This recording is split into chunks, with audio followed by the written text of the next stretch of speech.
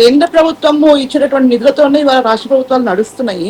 రైతుల విషయంలో కూడా ఇవాళనే మేము రైతు భరోసా బీజేపీ భరోసా అన్న యాత్రను కూడా మేము మొదలు పెట్టినాము.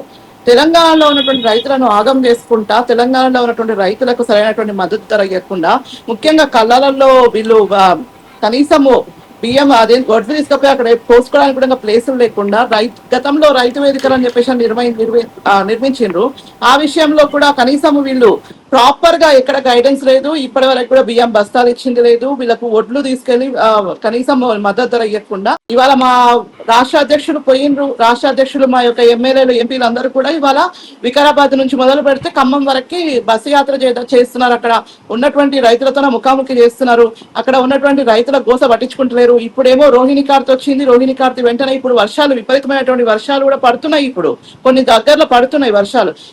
కేంద్రం మీద నెపంలో ఎంతసేపు కేంద్రం మీద ఏడవడం తప్పితే ఇక్కడ మనం